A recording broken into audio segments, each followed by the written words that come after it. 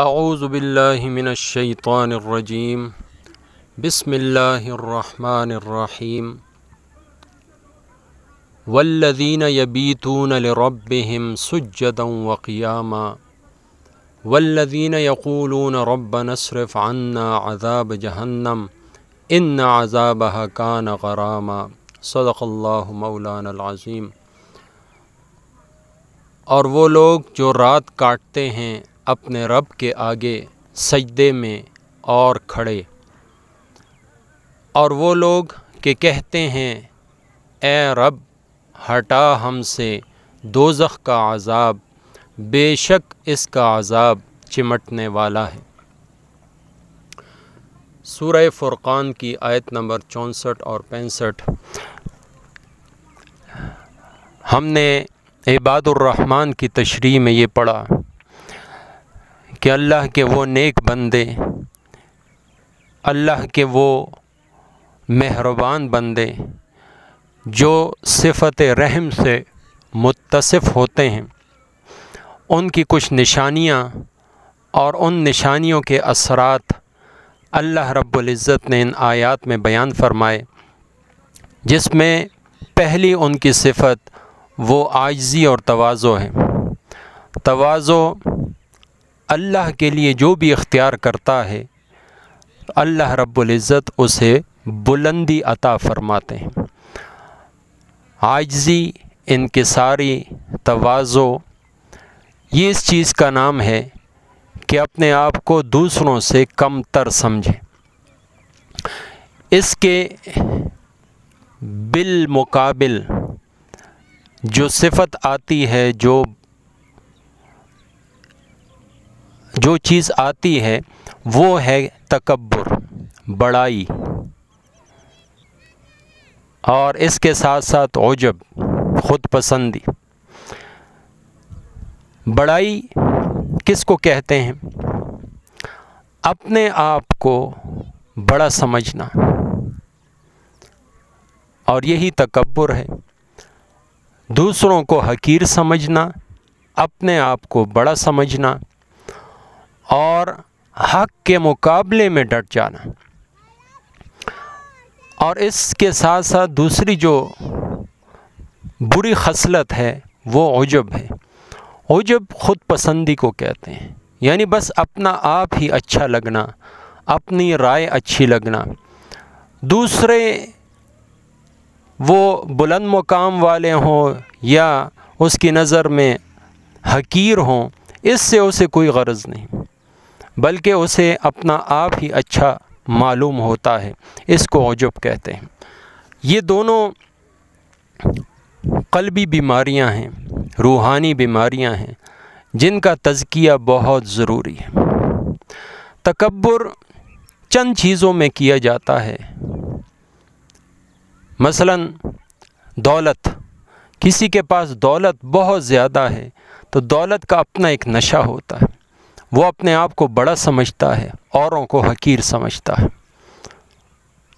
اسی طریقے سے دنیاوی لحاظ سے کوئی بڑا عہدہ کسی کے پاس ہو تو اس عہدے کی بڑائی وہ اس کے اندر تکبر پیدا کر دیتی ہے۔ اسی طریقے سے حسن، یہ بھی ایسی چیز ہے کہ انسان کے اندر تکبر پیدا کرتا ہے۔ ان سب چیزوں کا تعلق دنیا سے، لیکن بعض ایسے لوگ بھی ہوتے ہیں کہ علوم دینیہ اور عبادات کی وجہ سے بڑائی اور تکبر میں مبتلا ہو جاتے ہیں۔ یہ بڑا عظیم فتنہ ہے، اور اس سے نکلنا بہت مشکل ہے، الا ماشاء اللہ۔ اللہ رب العزت کسی پر خصوصی نظر فرما دیں تو انسان اپنی اس خصلت کو چھوڑ سکتا ہے۔ اور یہ چیز آتی ہے اہل اللہ کی صحبت صالح سے اور اللہ رب العزت کے ذکر سے۔ تو جو اللہ والے ہیں، عباد الرحمن ہیں، ان کی صفت اللہ رب العزت نے یہاں بیان فرمائی کہ وہ راتوں کو اللہ کے حضور سر بسجود ہوتے ہیں، قیام کرتے ہیں، عبادت میں گزارتے ہیں، ذکر اذکار کرتے ہیں، اور یہ سب کچھ کرنے کے ساتھ ساتھ ان کے دل ڈر رہے ہوتے ہیں کہ پتہ نہیں میری عبادت قبول ہوئی کہ نہ ہوئی، اور ساتھ ساتھ اللہ کی بارگاہ میں دست بدعا ہوتے ہیں کہ الہ العالمین جہنم کے عذاب سے ہمیں بچانا، اس لیے کہ وہ عذاب تو چمٹنے والا ہے، وہ تو آنے والا ہے، وہ تو جب آ جاتا ہے تو آ کے ہی رہتا ہے، تو اس لیے ہمیں اس عذاب سے بچا۔ یعنی اپنی عبادت پر فخر نہیں کرتے، بڑائی میں مبتلا نہیں ہو جاتے، اور نہ ہی حق کے خلاف کھڑے ہوتے ہیں۔ جیسا کہ اللہ رب العزت نے تمام فرشتوں کو حکم دیا کہ آدم کو سجدہ کرو، ابلیس نے کہا کہ انا خیر منہ، میں تو اس سے بہتر ہوں، میں آگ سے پیدا ہوں جس میں اٹھان ہے، اور یہ مٹی سے بنا ہے جس میں ذلت اور پستی ہے، تو آگ مٹی سے افضل ہے، اس لیے میں آدم سے افضل ہوں۔ عبادات نے، علم نے اس کو تکبر میں مبتلا کر دیا تھا، بہت بڑا عابد تھا، بہت علم والا تھا اور معرفت والا تھا، لیکن یہ چیزیں اس کے کام نہ آئی، اس لیے کہ عشق حقیقی سے محروم تھا، دل کے اندر اس کے تکبر آ گیا۔ تو اس کو جب کہا گیا کہ تو غلط راہ پر ہے، تو اس نے کہا نہیں، ضد میں آ گیا اور قسم کھائی کہ تیرے بندوں کو گمراہ کروں گا، اور آج تک یہی کرتا چلا آ رہا ہے۔ اس کے بالمقابل آدم علیہ السلام کو جب احساس ہوا کہ خطا ہو گئی تو فوراً ربنا ظلمنا انفسنا، اللہ رب العزت کے حضور گڑ گڑانے لگے کہ اللہ معاف فرما دے۔ تو یہ عاجزی ہے، تواضع ہے، اور اس طرف شیطان کے اندر تکبر اور بڑائی تھی۔ اور آج ہم لوگ عجیب، ہم نے روش اختیار کی ہوئی ہے کہ وہ شیطان کے تکبر کی وجہ سے راندہ درگاہ ہوا، ہم اسی کی مان کر چل رہے ہیں، اسی کے راستے پر چل رہے ہیں۔ آدم علیہ السلام کے راستوں کو ہم نے چھوڑ دیا، حالانکہ تواضع اور عاجزی والا وہ راستہ جو آدم علیہ السلام نے اپنایا تھا، اسی میں کامیابی ہے۔ اسی طریقے سے جو اہل اللہ ہیں، جو عباد الرحمن ہیں، وہ عجب اور خود پسندی میں بھی مبتلا نہیں ہوتے، بلکہ اپنے آپ کو حقیر سمجھتے ہیں، کچھ بھی نہیں سمجھتے۔ یہ جس شخص کے اندر بڑائی آتی ہے، تکبر آتا ہے، عجب آتا ہے، اصل میں اس کے دل کے اندر اللہ رب العزت کی بڑائی نہیں چھائی ہوتی۔ جب اس کے دل کے اندر اللہ رب العزت کی عظمت اور بڑائی آ جائے تو پھر یہ اپنے آپ کو کچھ بھی نہیں سمجھتا۔ مثال کے طور پر ایک شخص کے ہاں ایک مہمان آتا ہے، مہمان 3 دن قیام کرتا ہے، لیکن اس کے ظاہری وضاقتہ سے اور ظاہری لباس سے وہ غریب اور فقیر لگتا ہے، تو یہ سادہ سا جو ہے نا اس کے لیے بندوبست کرتا ہے، عام کھانا اس کے سامنے رکھ دیتا ہے۔ رات گزرتی ہے، اگلے دن اس کو کسی طریقے سے معلوم ہوتا ہے کہ یہ کوئی عام آدمی نہیں ہے، بلکہ کوئی دولت مند اور کوئی صاحب حیثیت شخص ہے، تو وہ اگلے دن اچھا انتظام کرتا ہے۔